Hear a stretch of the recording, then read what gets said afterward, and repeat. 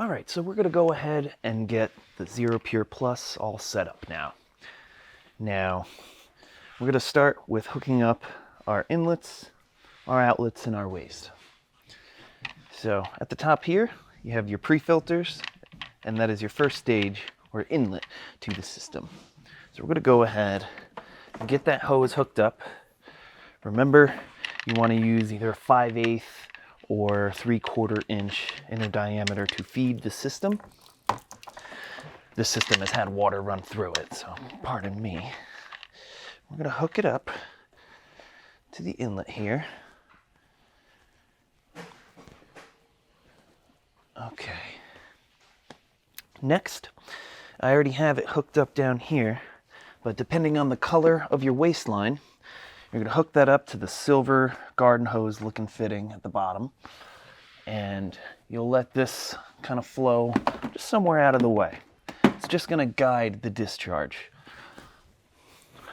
Now next, for our standard setup, RODI, we're going to hook up our outlet to our DI here. So I'm going to indicate that by this green hose.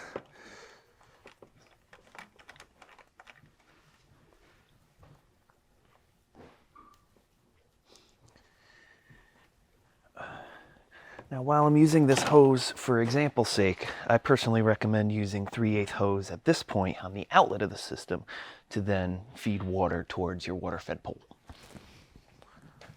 I'm going to route that over here.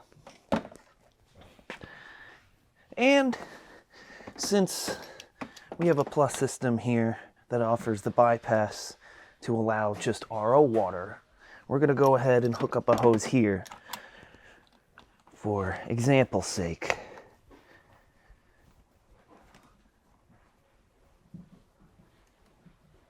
Okay.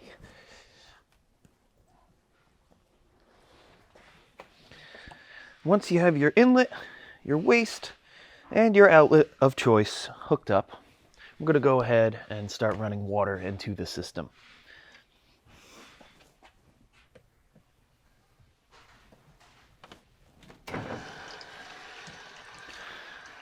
So you'll notice the housing's beginning to fill up. You're going to start hearing a little bit of hissing. Now this housing is beginning to pressurize, water's beginning to move through the RO membrane, and it's going to start permeating, forcing the water through the center, forcing pure water out to feed the forcing pure water out to feed the 20-inch DI, while also beginning to allow that waste discharge I mentioned earlier. Most of the time you're going to see that discharge first.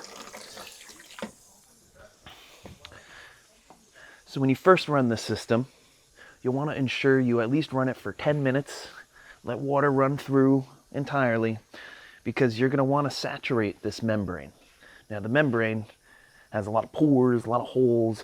It's got a lot of space in there that needs to be filled up with water to properly perform efficiently.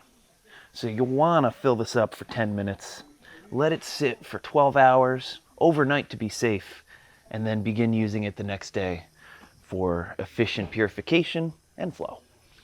So I will say, when saturating your membranes, I would disconnect the hose that feeds your resin chamber and just allow water to run through.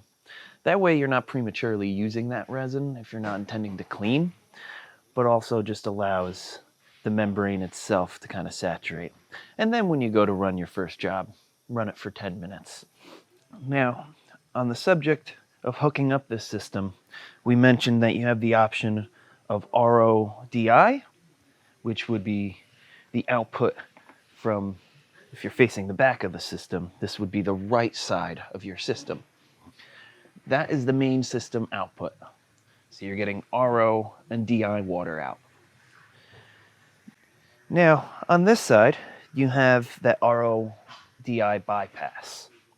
Now this bypass here is controlled by the little lever here. So currently, it's facing the RO. So right now, that's telling me that the water's flowing up and in and out of the system. It's also telling you that you're using your RO your DI. Now, if I were to turn this lever, it is now diverting the water away from the outlet of the DI and forcing your system output really to be RO water.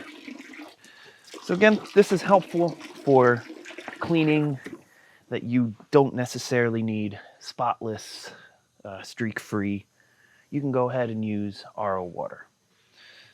But if you want that extra polishing of that 20-inch resin chamber, you flip the bypass, have it face the RO, and now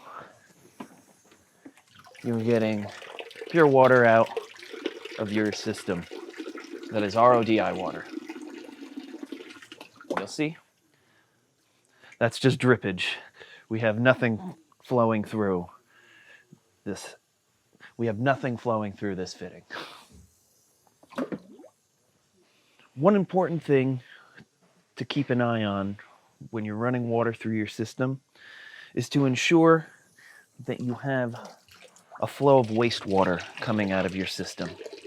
Remember, your RO membrane requires some back pressure and it requires some discharge to be able to perform. Now, this is highly concentrated salts and everything getting pushed out of the system. You want to make sure you have flow. If you don't see any flow coming out of this hose, then there could be a problem with your system. So something to keep an eye on. I personally recommend operating the system laying down. It is just safer for the system. It's less of a tipping hazard. You want to avoid damaging any of the fittings that are exposed here. So it's just safer to lay it down to avoid any damage. All right.